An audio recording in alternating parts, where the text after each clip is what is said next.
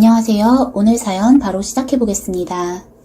안녕하세요. 저는 서울에 살고 있는 평범한 30대 중반의 남자랍니다. 지극히 평범한 외모, 평범한 재력의 저지만 저에게는 10살이나 어린 아내가 있답니다.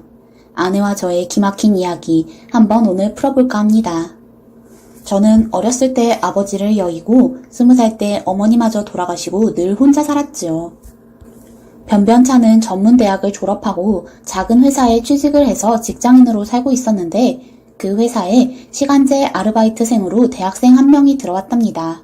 그 대학생은 처음부터 저에게 굉장히 친절하게 싹싹하게 잘하더군요. 그 당시 제 나이가 31, 그 친구 나이가 21였는데 아무리 저한테 잘한다고 한들 제가 넘볼 상대가 아니었죠. 그 학생은 예쁘고 어리고 한참 나이였지만 저는 뭐 볼 게 있나요. 예쁜 외모에 눈길이 가긴 했지만 이성적인 감정은 전혀 없었답니다. 그런데 어느 날 회식을 하고 그 학생도 같이 참여를 하게 되었는데 그 학생이 술을 많이 먹었어요. 저랑 가는 길이 같아서 제가 데려다 주게 되었는데 저에게 노골적으로 기대고 스킨십을 하더라고요. 저는 너무 당황스러워서 몇 번이나 피하다가 도저히 안 되겠다 싶어서 부모님께 연락을 드리려니까 그 학생이 왈칵 눈물을 흘리는 것이 아니겠어요? 어차피 저희 부모님은 저한테 신경도 안 쓰세요. 저희 가족은 많지만 전 늘 외로워요. 그 학생에게 얘기를 들으니 그 집은 딸만 넷이고 그 학생이 첫째라고 하더군요. 동생들은 학교 다니고 유치원생도 있다고요. 할머니랑 같이 사는데 딸이라고 구박하고 부모님도 여유 있는 형편이 아니라서 대학 등록금도 안 주시고 20살이 넘었으니 알바를 해서 알아서 살라고 하더란 겁니다. 그러니 어린 여학생이 얼마나 외로웠겠어요. 저는 어렸을 때 부모님을 여의었고 저 역시 외로움을 많이 탔던지라 그 학생의 마음이 이해가 되었답니다. 저와 처지는 다르지만 그 학생도 많이 외롭겠다 싶었어요.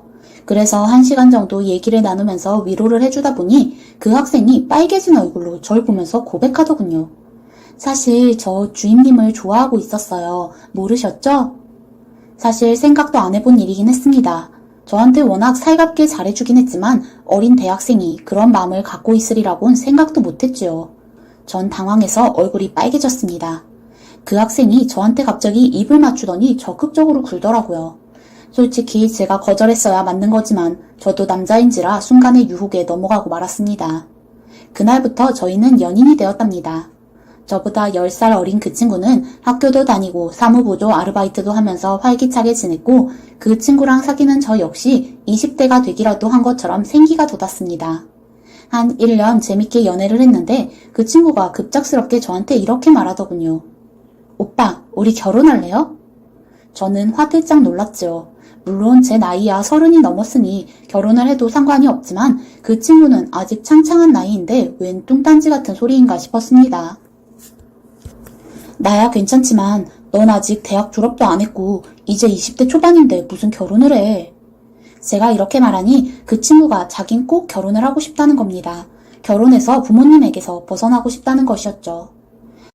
아빠는 맨날 술주정이나 부리고 엄마는 딸들만 낳았다고 우리 구박하고 나는 작은 방에서 동생 셋이랑 자요. 같이 사는 할머니도 우리를 딸이라고 싫어하고 그렇다고 독립하기엔 너무 무섭고요. 어차피 우리 나중에 결혼할 거 아니에요? 좀 일찍 하면 어때요? 그 친구가 말을 그렇게 했지만 저는 그래도 생각이 많았습니다.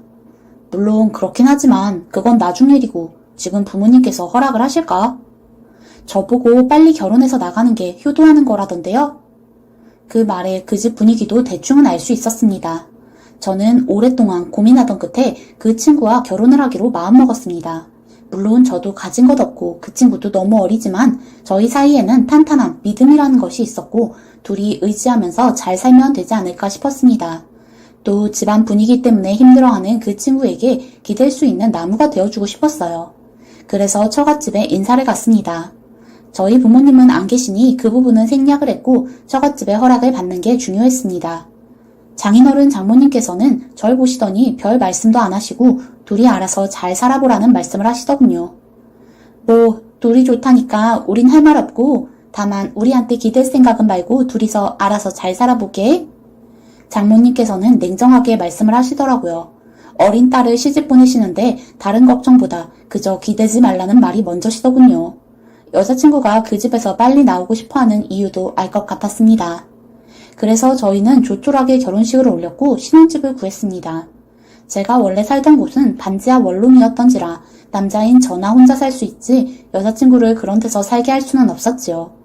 발품을 열심히 팔아서 동네를 샅샅이 뒤져 꽤 괜찮은 가격에 작은 빌라를 얻게 되었습니다. 공교롭게 처갓집 근처이긴 했지만 어차피 무슨 일 있을 때만 보니까 상관은 없었습니다. 그렇게 아내와 저는 신혼을 시작했답니다. 아내는 회사 사무보조 아르바이트는 그만두게 되었고 대학교를 다니면서 틈틈이 카페 아르바이트를 했습니다. 저는 열심히 회사에 다니면서 일을 했고요. 넉넉지 않은 생활이었지만 행복했답니다. 아침에 둘이 같이 집을 나오고 저녁에는 같이 장을 봐서 들어가서 맛있는 것을 해먹고 둘이 밤늦게까지 영화를 보기도 했습니다. 신혼기간을 오래 갔다가 아내가 대학을 졸업하고 자리를 좀 잡으면 아이 계획은 세우기로 했습니다. 저는 모든 것이 꿈만 같았죠. 아내와 함께하는 모든 생활이 즐겁고 행복했습니다. 가끔 처갓집에 들러서 처제들과 놀기도 하고 용돈도 주고 그랬습니다. 아내는 부모님께는 좋지 않은 감정들을 갖고 있었지만 처제들은 늘 안쓰러워했거든요. 저도 처제들과는 가끔씩 연락하면서 좋은 형부가 되어주기 위해 노력했답니다. 그러던 어느 날 셋째 처제가 연락이 와서 급히 집으로 좀 와보라고 하더군요. 장모님께 무슨 소식이 있다나요? 저랑 아내는 무슨 일이라도 난 줄 알고 헐레벌떡 집으로 갔습니다. 장모님께서 화사한 얼굴로 절 맞아주시더라고요. 여보게 이제 왔는가? 어서 들어오게. 전 평소에 늘 우중충하게 계시던 장모님께서 웃는 얼굴로 맞아주시기에 깜짝 놀라며 들어갔습니다. 제 아내도 장모님의 그런 모습에 좀 놀란 기색이더라고요. 그리고 가족들이 다 모인 자리에서 장모님께서 사진 한 장을 보여주셨습니다. 오늘 병원에서 이제 5주 되었다고 진단 나왔어. 엄마 임신했다? 그 말에 다들 놀라서 벙 쪘습니다. 장모님께서 물론 45밖에 안 되셨으니 당연히 임신이 가능한 나이였지만 딸이 넷이나 있는데 또 임신을 하셨을지는 몰랐습니다. 자식들은 모두 멍하니 있는데 할머니께서는 장모님께 잘했다고 등을 두드려 주시더라고요. 장인어른도 뿌듯한 기색이었습니다. 저는 침묵을 깨고 장모님께 축하 말씀을 드렸습니다. 장모님 축하드려요. 제가 어색하게 축하를 드리니까 장모님께서 화사하게 웃으시고 할머님께서 이렇게 말씀하시더군요. 그나저나 아들이어야 할 텐데 우리 집 대가 끊겨서 걱정이 이만저만 아닌데 이제라도 아들을 낳아야지. 그 말에 가족들 표정이 모두 어두워졌고 제가 어색하게 말했습니다. 할머님, 아들이면 어떻고 딸이면 어때요? 건강하기만 하면 되죠. 그 말이 끝나기도 전에 할머니께서 호통을 치시더군요. 뺏기, 그런 말 하는 거 아니야. 이번에 낳는 애는 반드시 아들이어야지. 모든 정성을 다해서라도 아들을 낳아야지. 예, 며느라, 너도 명심해라. 이번에는 꼭 아들을 낳아야 한다. 옛날 같으면 딸만 내시면 넌 쫓겨났던 거야. 내 임무를 다하려면 무조건 아들이다. 아들. 저와 아내는 완전히 질려서 집으로 왔습니다. 할머님의 아들에 대한 집착은 정말 남다르시더라고요. 아내가 한숨을 쉬었습니다. 우리 아빠가 3대 독자래. 그런데 엄마가 딸만 넷을 낳았으니. 그렇긴 하지만 요즘 같은 세상에 무슨 아들이 그렇게 중요할까 싶었어요. 하긴 집집마다 분위기가 다르니 제가 함부로 말할 수가 없었죠. 엄마가 몇 년 전부터 늦둥이 타령을 하긴 하더라고. 아들을 낳고 싶다면서. 근데 설마 했는데 정말 임신을 할 줄은 몰랐어. 아휴, 45에 낳아서 언제 키우려고. 난 정말 오빠랑 결혼하길 다행이야. 안 그랬으면 그 애기 내가 다 키웠을걸? 동생들이 불쌍해. 그렇게 얼마간 시간이 지나고 저는 여름 휴가 겸 집에서 시간을 보내게 되었어요. 아침에 아내는 학교를 가고 저 혼자 집에 있는데 장모님께서 갑자기 연락이 오셨습니다. 김서방, 자네 휴가라면서? 오늘 나랑 어디 좀 같이 갈 수 없겠나? 아, 우리 서연이한테는 절대 비밀로 좀 해주게. 응? 전 일단 장모님 댁으로 갔습니다. 제가 무슨 부탁이기에 아내에게 비밀로 해야 하냐고 물었지만 장모님께선 그저 어디론가 좀 가달라고만 하셨습니다. 어떤 주소를 찍고 서울을 지나 한참 갔습니다. 웬 마을에 도착을 했고 드문드문 집이 있었습니다. 길이 험해서 힘들게 운전을 해서 도착한 곳에는 웬 깃발이며 이상한 물건들이 잔뜩 있더군요. 그곳은 바로 무당집이었습니다. 장모님, 여기 무당집이에요? 제가 물어보자 장모님께서는 시무룩하게 대답을 하셨답니다. 이보게, 서연이랑 장인께는 절대 비밀일세. 사실 여기가 애기 성별을 기가 막히게 맞춘다는 곳이라서 온 거야. 아무래도 내가 태몽을 꿨는데 보석이며 꽃이 만발을 한 게 또 딸일 듯 싶어서 말이야. 불안해서 견딜 수가 있어야지. 그러니까 자네 꼭 비밀일세. 알았지?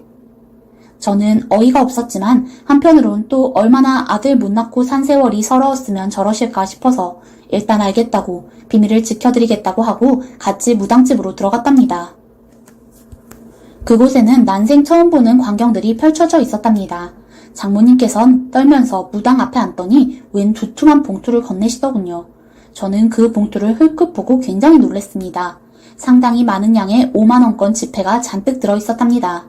아무리 아이 성별이 조급하셔도 그렇지 이렇게 많은 돈을 가지고 오시다니 황당하더군요. 무당이 그 돈을 얼른 받아 챙기더니 무어라 중얼중얼하고 신을 부르는 듯한 기도를 하더니 이내 말했습니다. 딸만 넷이라고? 예, 보살님, 이번에는 꼭 아들이어야 합니다. 무슨 수를 써서라도 아들을 꼭 만들어주세요. 전 솔직히 어이가 없었습니다. 이미 정해져 있는 아이 성별을 무당에게 바란다고 되나요? 장모님께서 간절히 말씀하시니 무당이 무언가를 보겠다면서 생시를 묻고 마구 몸을 흔들며 춤을 추더니 이내 말했습니다. 틀렸어. 이번에도 딸이야. 무당의 입에서 그 말이 나오자마자 장모님께서 통곡을 하시더라고요. 펑펑 우시면서 무당을 붙잡고 하소연을 하셨습니다. 보살님, 제가 딸만 넷 낳았다는 이유로 구박받은 세월이 20년도 넘는답니다. 저희 시어머니도 저희 남편도 저한테 용돈 한 푼 제대로 준 적이 없어요. 제가 딸만 낳은 쓸데없는 몸이라고요. 어떻게 제발 부탁드립니다. 아들만 낳을 수 있다면 뭐든 할게요. 제발요. 네? 저는 그 난장판에서 한숨을 푹 쉬었습니다. 담배를 한 대 피우려고 나온 사이 무당과 장모님께서 무어라 속닥속닥 이야기를 하시더라고요. 장모님께서 연신 정말요 정말요 하시는 게 뭔가 비책을 알려주는 듯 싶었습니다. 장모님께선 다음 예약까지 잡고서 저와 함께 다시 서울로 돌아오셨습니다. 제가 오면서 장모님께 슬쩍 말씀을 드렸어요. 장모님, 저런 건 그냥 미신 같은 건데 믿지 마시고 이제 조금 있으면 아이 성별이 나오잖아요. 그러니까 너무 믿지 마시고. 아니야, 가만히 있으면 이번에도 딸일 거야. 분명히 무슨 조치를 취해야 해. 저는 조치가 무엇인지 알 수도 없었고 알기도 싫었습니다. 일단 장모님을 집에 데려다 드리고 집으로 돌아와 보니 아내가 있더라고요. 아내에게는 장모님과 약속대로 무당집에 갔다 온 것은 비밀로 했습니다. 그리고 그냥 장모님과 시장에 갔다 왔다고 둘러댔답니다. 아내는 그러려니 하더군요. 그 다음 날도 아내는 학교에 가고 저는 혼자 집에 있었는데 또 장모님께서 전화가 오시더군요. 저는 내키지 않는 마음으로 처갓집에 갔습니다. 장모님께선 처제들 학교 보내고 장인어른과 할머님께선 나가시고 집에 혼자 계셨어요. 제 손을 잡더니 간절히 말씀하시더라고요. 여보게, 제발 내 부탁 하나만 들어주게. 저는 장모님께서 눈물까지 글썽거리시는 것에 깜짝 놀라서 말했습니다. 무슨 부탁이신데요? 제가 들어드릴 수 있는 거면 들어드릴게요. 말씀해 보세요. 장모님께선 제 손을 꼭 잡으시더니 어이없는 말씀을 하셨습니다. 여보게, 나 2천만 원만 빌려주게. 아들 낳으면 갚을게. 저는 어이가 없어서 슬쩍 손을 빼고 헛기침을 하고 장모님께 단호하게 말씀드렸답니다. 장모님, 설마 그 무당한테 돈을 갖다 주시려는 건 아니겠죠? 장모님, 그런 말도 안 되는. 그리고 저 2천만 원도 없습니다. 제가 이렇게 말하자 장모님께서 눈물을 글썽거리시면서 저한테 애원을 하기 시작하셨어요. 2천만 원만 있으면 부적을 써서 아이 성별을 바꿀 수 있다 하네. 이제 좀 있으면 성별이 나오는데 이번에도 딸이면 난 정말 어머님께 쫓겨날지도 몰라. 애들 아빠도 얼마나 기대하고 있는데. 여보게, 제발 사람 하나 살린다 셈 치고 나 좀 도와주게. 2천만 원 정도는 대출로도 마련할 수 있지 않은가. 장모님, 하지만 그 돈을 어떻게 갚으시게요? 제가 묻자 장모님께서는 화색을 띠면서 말씀하셨어요. 그건 내가 아들만 낳으면 돼. 아들만 낳으면 어머니께서 가지신 재산 전부 나한테 주신다고 했으니까 자네한테 2천 바로 갚겠네. 이자도 줄게. 이자의 문제가 아니었습니다. 저는 대출까지 받아서 그런 허무맹랑한 일에 돈을 쓸 수 없었습니다. 저는 일단 은행에 갔다 오겠다고 하고 장모님께 말씀드리고 주랭랑을 쳐서 저희 집으로 왔습니다. 그리고 허겁지겁 아내에게 전화를 걸었어요. 아내에게 그동안 있었던 모든 일에 대해서 말하자 불같이 화를 내더군요. 아내는 당장 학교에서 집으로 오더니 마구 화를 내더라고요. 왜 진작 나한테 말 안 했어, 오빠? 걱정 마. 내가 다 해결할 테니까. 저녁에 아내가 저를 이끌고 처갓집으로 갔습니다.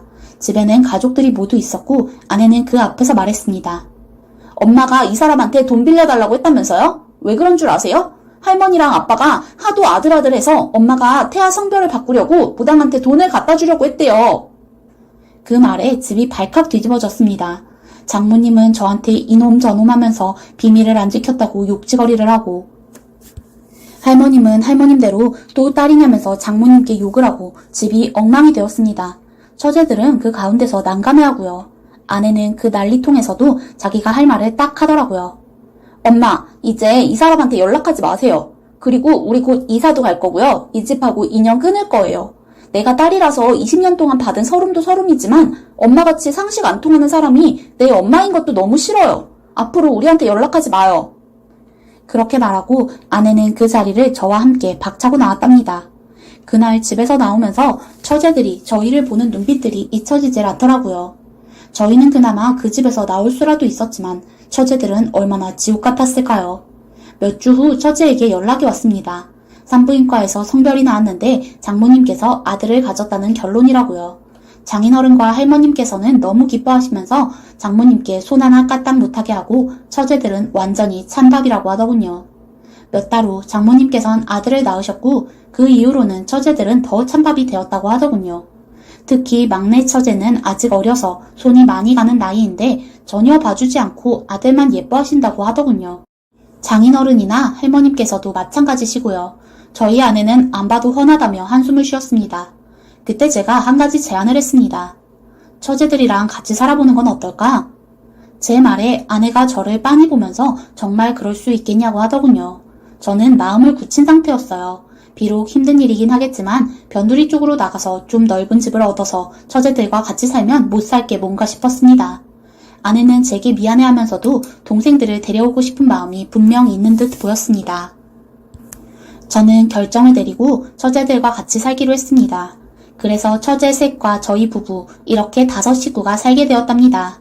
처음엔 절 어색해하던 처제들은 이제 저를 너무도 잘 따르고 저에게 고마워합니다. 저희 아내는 언니로서 동생들을 잘 이끌고요. 잘 모르는 남들은 제가 처갓집 책임지느라 힘든 줄 알지만 저는 꼭 공주님들 사이에서 사는 것 같아서 하루하루가 너무 즐겁습니다. 그리고 1년 전 아내에게는 아이가 생겼습니다. 아내를 닮은 예쁜 딸이었죠. 아내가 딸을 낳으니 처제들이 얼마나 예뻐해주고 잘 돌봐주는지 모릅니다.